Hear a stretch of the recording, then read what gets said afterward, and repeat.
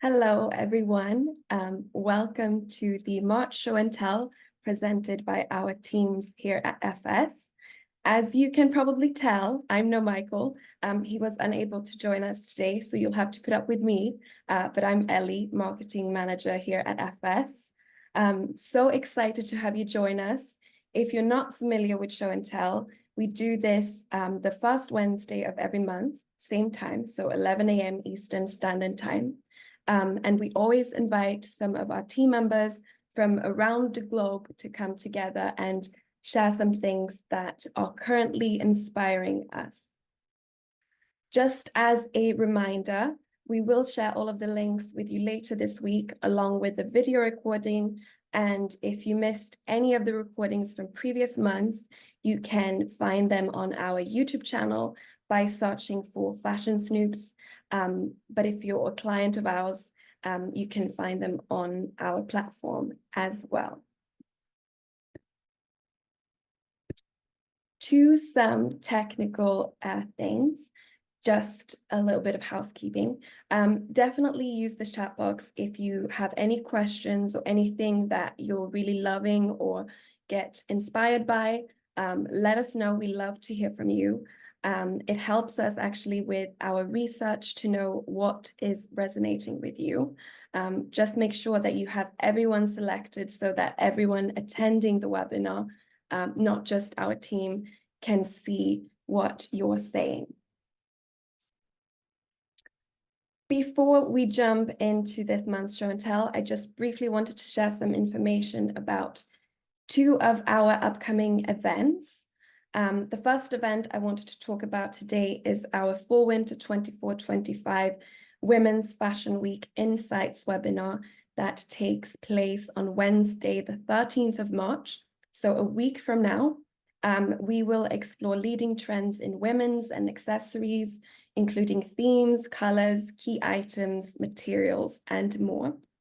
It's free to attend, and you can find the registration link on our website at fashionsnoops.com/events, but we will also share the registration link in the chat in a few moments. Then on the 19th of March, we're hosting a webinar where we'll be diving into the rich array of color directions anticipated for 2026. Now, this webinar is by invitation only. If you're a client of FS, you should have gotten this invitation, but you can also register by logging into the Trend platform, and you'll see this big banner and just follow the link to register.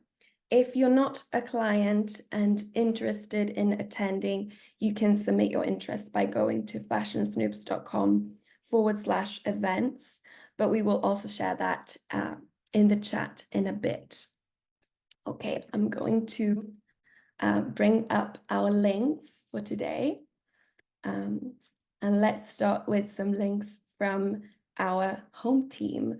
Hi, Kristen. Hi. Hi, everyone. My name is Kristen Moonjin, and I'm the Director of Home and Lifestyle. And I'm excited to walk you through some of these links today.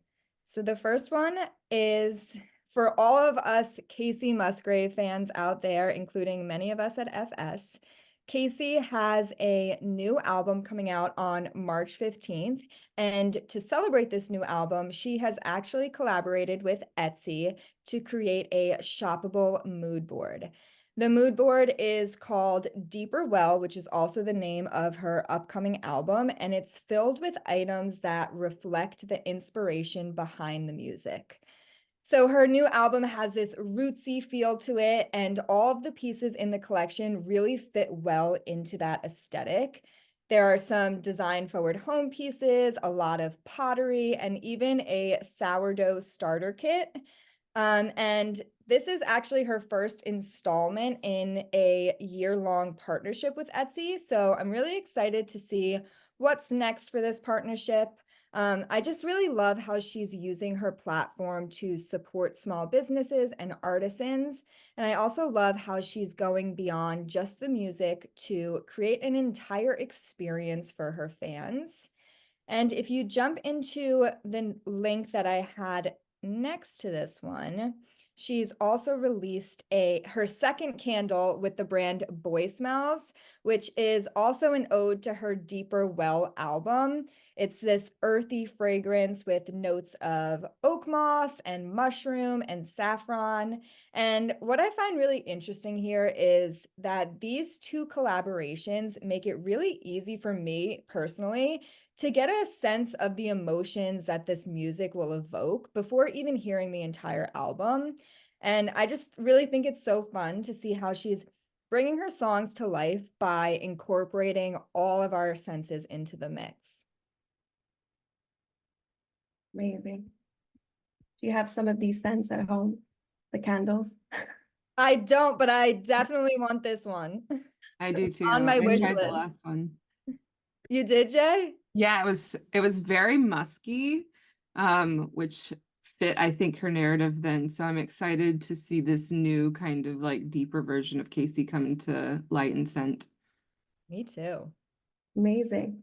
Thank you, Kristen. Next up, we have a link from Carolina. Hi, Carolina. Hi. Hi guys, I'm Carolina. I'm a strategist for home and lifestyle here at FS. And let's talk about IKEA's new artist in residence. Let's just scroll down a little bit, Ellie, and just click on the go inside the homes. A little up. Let's go Thanks up. for the what? There's Here we go. Yeah, there. Thank you. So let me talk to you about a little bit about, this new partnership that IKEA, has been working with. IKEA has been working with, the legendary photographer Annie Leibovitz for its first Artist in Residence program. Annie, photographed a collection of 25 images called Life at Home. And this was showcased in an exhibition in Paris during Paris Fashion Week. The pictures, highlight diverse homes and their habitants globally, addressing the perception that domestic life is underrepresented in media. IKEA ran a research and found out that 48% of people feel unrepresented. So through her lens, she captures a diverse range of home environments worldwide, from a camper van in Italy to a boathouse in London, offering, a fresh perspective on living spaces. And also IKEA and Annie Leibovitz launched a mentorship program for aspiring photographers as part of the IKEA Artist in Residence project. 5 young photographers from 18 to 25 had the opportunity to learn from Annie and interpret the same report through their lenses. So the participants received mentoring from Annie herself, some IKEA experts, including the creative director, Marcus Engman, and compensation for their work. I absolutely love the pictures because they feel really real, they feel really raw.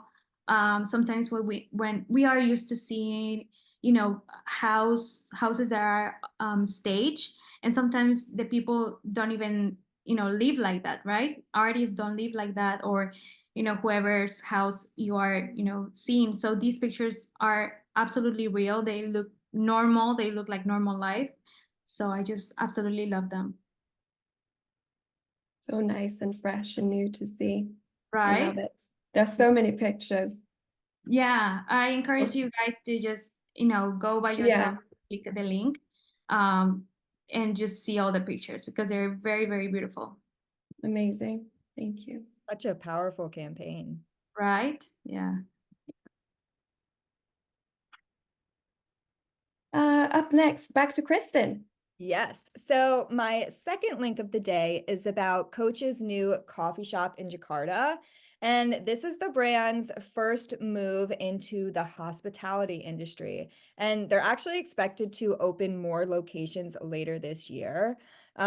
What I found interesting is that we've definitely been seeing this fusion of food and fashion happen so much lately as a way to really connect consumers to a full experience as opposed to just a product. And it really goes back to what I was saying with Casey Musgraves collaborations. Consumers are really looking for experiences that engage all of their senses, and this definitely does that. And this coffee shop definitely embodies Coach's heritage aesthetic, But personally, what I'm hoping for is maybe a new homeware collection in the future, because the tablewares and the decor in this restaurant are so good. I absolutely love all of the plates and the napkin rings here. So we'll see what they do next, but I'm excited for this. Beautiful. This couch sofa situation. Amazing. Wow. I love it. That must have been designed just for this place. For sure. Jay. Hi, Jay. Hi. I also want to just comment on Kristen's last link. We are seeing so many fashion and artist collaborations in the home. It's a big topic that will feature in the Future of Home that is going to be posting later this month. So please make sure you check that out. Hi, if you guys don't know me yet, I am Jay Anamize. I am the VP of Advisory and Partnerships and also an advisor to the home space now. My first link is about Nikki Kho. We are absolutely obsessed with them here at Fashion Snoops. And I just wanted to kind of announce that they're opening a New York flagship store in the West Village in a townhouse. If you want to go to the second link, we can kind of look at their aesthetic a little bit more. And so the great thing about them, it's a duo, not Todd, Nikki, and Amy Kho. They're like this amazing partnership that we feel like everyone from Gwyneth Paltrow to Kelly Wearstler to Pia Baroncini, we're all obsessed with this kind of look and feel right now.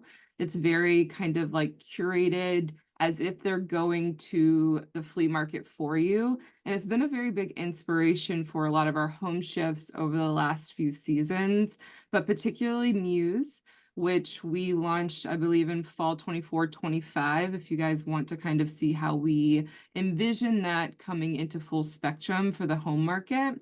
But also just to kind of note that it will also be our leading exhibit at High Point Market is based off of Muse. So it's just kind of nice to see how this zeitgeist is coming full circle within the industry. And you definitely have to check out their New York store. I feel like it's going to blow our minds with this new elevated experience. Apparently they're going to be taking over like an entire townhouse, which I'm super excited about. I always love shopping a home. I love shopping for home in a home, if that makes sense. So That's so cool. I love that. Thank you, Jay. Over to celebrations and back to Kristen. Yes, let's talk all things celebrations for a few minutes. My last link of the day is all about Easter baskets for adults. And if you're on social media, you've probably seen the Boo basket trend, which was all the rage around Halloween this past October. And what it was people were gifting their significant other or their friends or their family members baskets filled with fall-themed goodies and treats.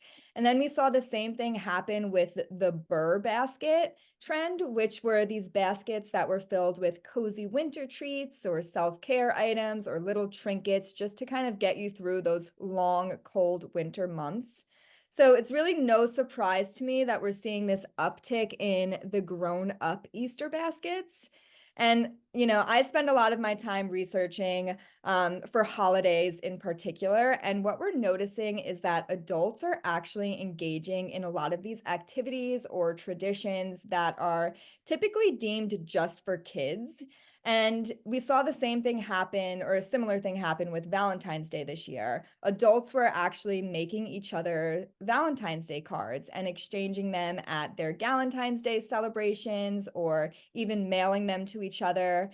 And I'm sure a lot of us remember being a kid on Valentine's Day and going to school with our homemade mailboxes to exchange our Valentine's Day cards with each other. And it was just such a fun tradition. And I always looked forward to that as a kid. So I actually love how adults are now taking the time to do this again as a way to celebrate the love and appreciation that we have for our friends and our family. Like a handwritten card or a little basket filled with a few of someone's favorite things can go a long way. And I think really what this boils down to is the fact that people are looking for little ways to spread joy and celebrate during this period of economic uncertainty. Consumers are really definitely looking for these small moments of indulgence, and these little baskets definitely symbolize that. Love that. So important for grown-ups to have fun and celebrate things too. Never lose that, Exactly. everyone. It's not just for kids. Exactly. It's not just for kids. All right, Carolina, you also have some for celebrations, a link for celebrations. Oh God, yes. You guys don't have any idea. We talk about celebrations in the home team like all day, every day. So in recent years, there has been a notable trend among consumers to draw inspiration from movies when planning, major life events. This phenomenon is not entirely new. Countless individuals have long been inspired by iconic cinematic moments and often incorporating elements from their favorite films and movies into their wedding ceremonies and receptions. And for instance, I have friends that are fans of Sex and the City, and they have recreated, these glamorous and fashionable ambience of the show in their own weddings. However, with the rise of social media platforms like Instagram and TikTok, this trend has evolved significantly because consumers now have an easier access to a vast array of visual inspiration, making it simpler than ever to translate anything into real life events. So my link is this reel because one recent cinematic piece that has sparked particular interest in its style is Dune, directed by Denis Villeneuve.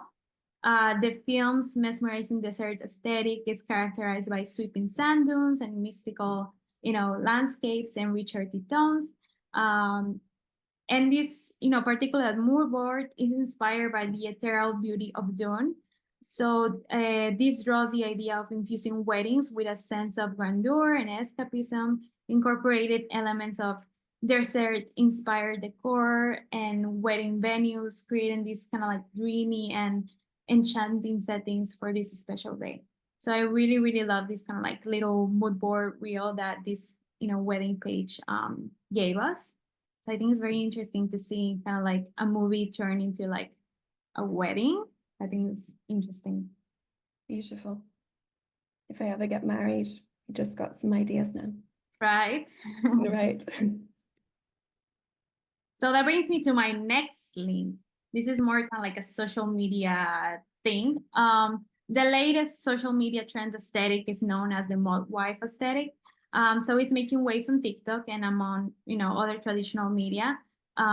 This is marking a departure from previous trends like the coastal grandmother and quiet luxury styles. This is more like embracing maximalism and opulence. This trend draws inspiration from traditional historical displays of extravagance. So when we talk about this trend is perceived as an accumulation of the most extravagant, rare, and expensive elements all at once. This aesthetic is about being seen, featuring flashy statement jewelry, luxury fur, outerwear, and loud designer logos. It's like loud luxury, right? So to achieve this mob wife aesthetic into home decor, designers suggest to incorporate bold and extravagant elements such as furniture upholstered in leather, velvet, wool, rugs with animal prints, brass hardware, frame mirrors, and a crystal or glass-like features. Adding decorative details like borders, like fringes, tassels to pillows, or even window treatments to enhance kind of like that opulent feel. So in essence, we are drawn to channel our inner Carmela Soprano, embracing extravagant design choices that create a luxuriously over-the-top ambience in our homes. Feels very Dolce Vita, very Italian luxury. Yeah, a bit of Versace, I'm thinking. Right? Yeah. I love it. And that brings me to my last link. So this is very interesting. If you guys are looking to add some kind of like some flair to your living spaces, according to interior designer Taylor Simon, the answer is as simple as incorporating a touch of red. This is called the unexpected red theory. This concept suggests that adding anything red, no matter how small it is, to a room can instantly elevate its appearance and even even if it seems to clash with the existing decor, you just add it. So Taylor developed this theory after noticing the transformative power of red accents while browsing through the design inspiration on Pinterest. She found that even a small pop of red, like a picture frame or a lampshade, could significantly enhance the overall aesthetic of a room. So a lot of people ask themselves, what makes red so effective? Because it's a color that psychologically elicits strong emotions and commands attention. Red is often described as addictive and powerful, capable of infusing spaces with energy and vitality. So the popularity of the unexpected red theory on TikTok underscores the platform's influence in shaping home decor trends, much like how TikTok popularized the bookshelf wealth. So I think TikTok's algorithm plays a significant role in this process, continually generating new aesthetics and trends for us to, found. Yeah, so I think it's very interesting. That's very interesting. My home myself is very like Scandinavian. I'm from Sweden, and so it's very Scandinavian. And I just pictured myself adding like a splash of red, what that would be and what that would do to the room. That's very interesting. I might try that. Yeah, Why not? I encourage you guys to try it. Over to Aurora. Hi, everybody. My name is Aurora, and I am a strategist as well here on the Home and Lifestyle team. I have another TikTok trend for everyone this morning, but it has to do a little bit more with how we consume media online. I don't know if any of y'all have been following this, but it has got me and my boyfriend hooked. We looked up like an 8-hour long compilation video on YouTube of like all the different pieces of this story sort of put together at once. But if you do have the patience and TikTok, you are also able to watch the entire, again, 8-hour long story of this woman who married a pathological liar, right on the clock app. What is so interesting about this is that obviously TikTok is made for short form videos, much like Vine. We see a lot of like quick little memes or silly videos, trendy videos. But this is just a woman talking for 8 hours to her camera. There's no special effects, there's no gimmicks. It's better than any reality TV show writing you could probably find today. And it's gotten a lot of streaming services kind of concerned about how we're going to be watching longer form video on social media apps like TikTok. And I also think it's just interesting, all of the sort of unintended effects that these apps and these algorithms can create. Obviously, app developers did not ever intend for like a 2 full-length movies to be featured in this way and to go so viral. Each of them has millions and millions of views. So I think we're going to be seeing a lot more creators trying to tap into this interest around these longer form stories and different kinds of video series on TikTok. So maybe our attention spans, all hope is not lost. We will start watching longer form video again. But yeah, I just thought this was super interesting and a all-consuming story. Once you start watching it, it is very hard to look away. I'm amazed. 8 hours. Okay. We'll save that for later. I just wanted to chime in because one of my best friends works for TikTok, and he told me, which is interesting, for their competitive analysis, they don't compare themselves to Instagram. They actually compare themselves to Netflix and streaming services. So this definitely is something to look out for, these long form videos.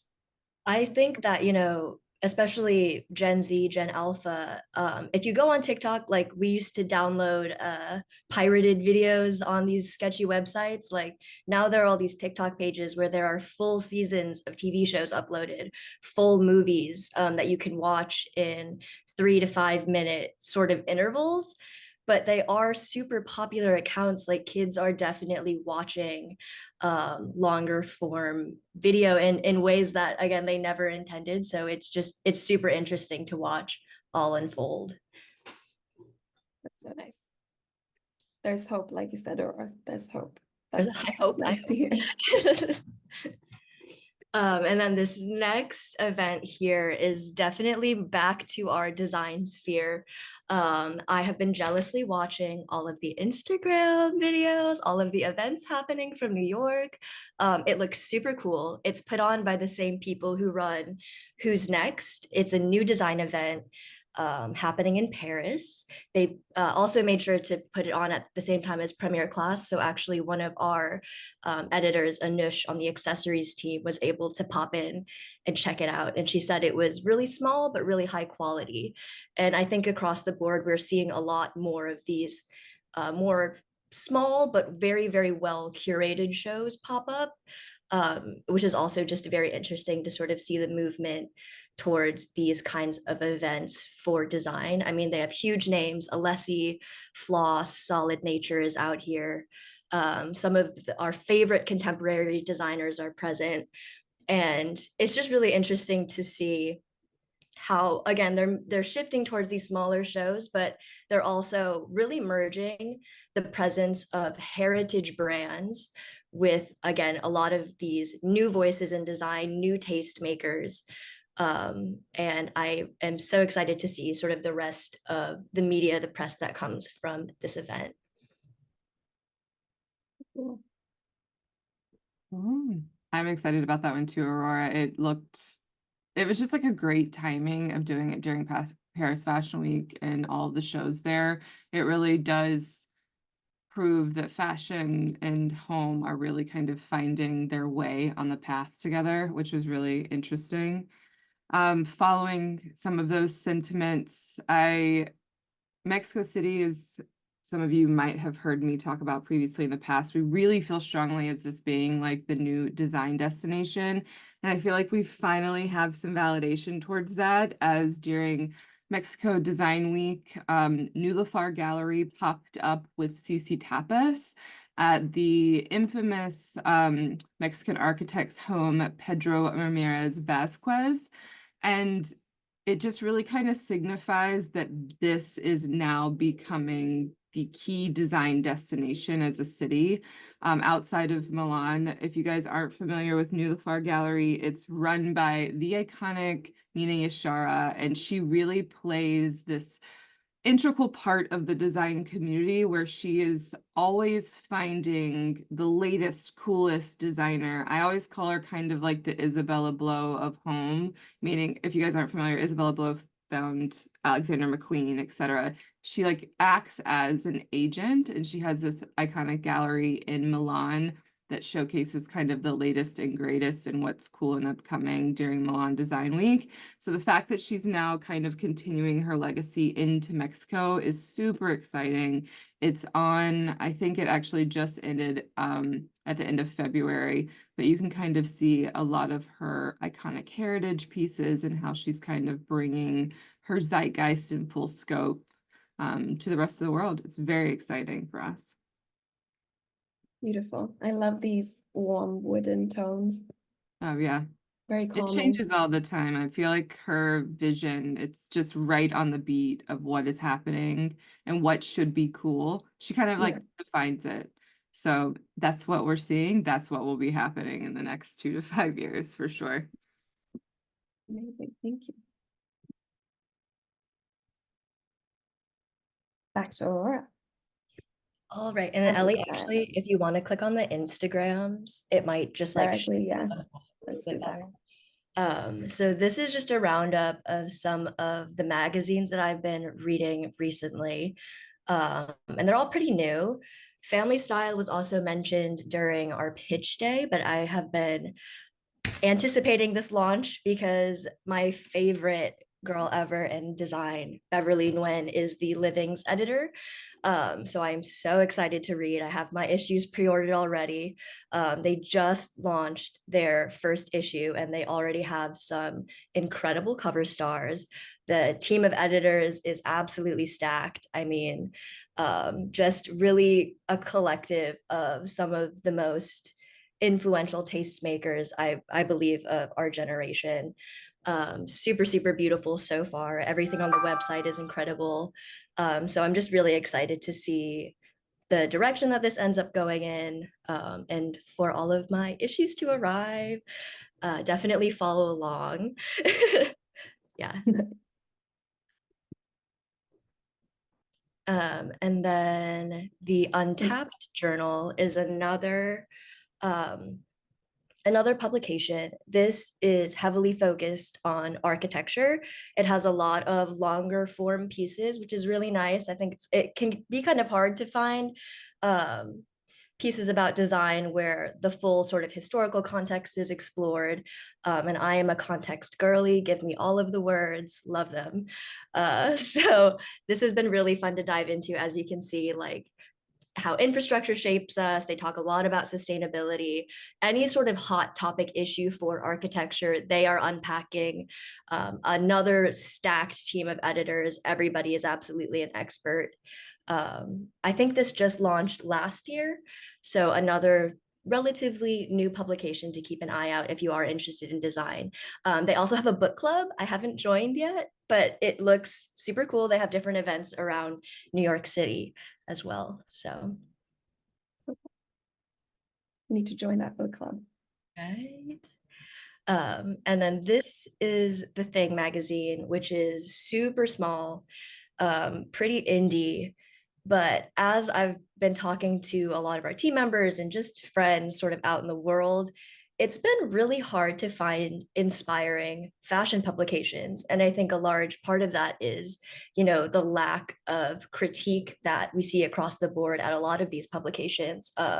This, however, does add some more humor into the critique. They have some just like really unique and creative angles to their stories. I love all of the sort of like very internet-y type graphics. Another really great publication to check out. They do a little bit of everything, fashion, culture, design, what have you.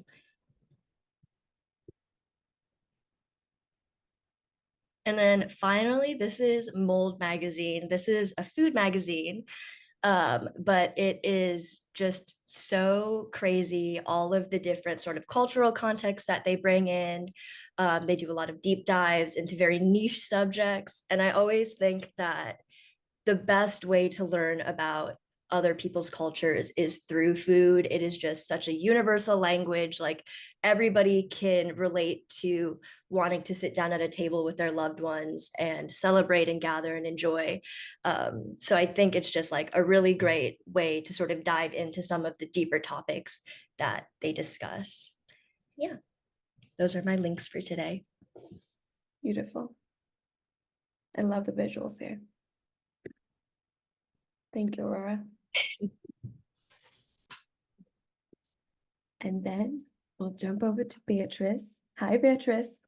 Hi, hello. So my name is Beatrice. I have recently joined FS and I work in the graphic team as assistant graphic designer, and I'm based in Dublin. So I wanted to bring two links that inspired me recently, and the first one is an Amsterdam-based footwear design studio called, I think it is Studio Rangel. I'm not sure how to pronounce it, but they represent the spirit of innovation through collaboration and experimentation. And since 2015, I think they design collection for brands like Off-White, Valentino, Puma, and they also have their own collection. So what I really like about them is just because they use, so they innovate by having a strong approach to collaboration and experimentation, as I said already. And what I really like also is that they use different materials like flowers, silicone, paper, and even paintings. And they also use 3D print to create their footwear. And I love checking their Instagram because I think they always kind of make me think out of the box, and they kind of inspire me to look at different materials as a source of innovation.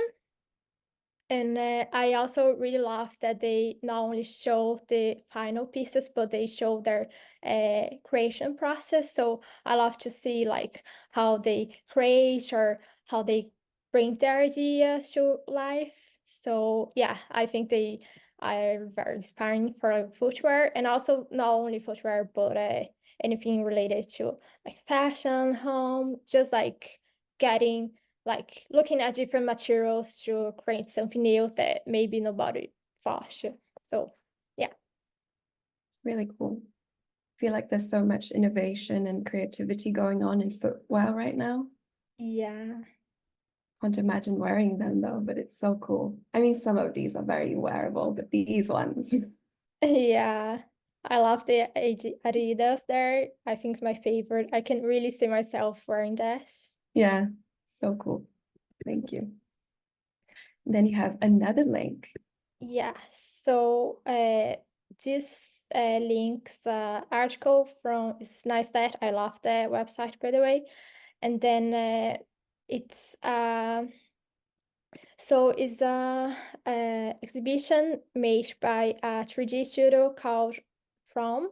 They are based in the UK, and what I like the most is that not only their final pieces and animations, they are really fun, but also I love that they bring folklore as a great source of inspiration. So in their own words, there's a sense of comfort in the mystical and fantasy, and also they say that reflecting on the past can shine a light on the chaos caused by social media today. And fantasy and folklore can provide a space where people can find a sense of calm. And I think the way that mystical is embraced, it can be a great source of inspiration to bring a sense of comfort and calm for our everyday life. And I love the animation, the final pieces. I think they are so fun.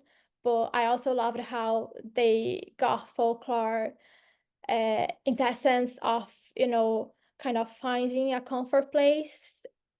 So yeah, that's it. Beautiful, very cool. I've never seen anything like it before. Oh, they Yeah, also have it's very this. nice. Amazing. Thank you very much. Thank you. And then we have Jason. Hi, Jason. Hey, everybody. I'm Jason Vernon-Kress. I'm the men's senior strategist. And I stumbled across a new coffee table book and exhibition in Vienna, Austria, from photographer Jamie McGregor-Smith.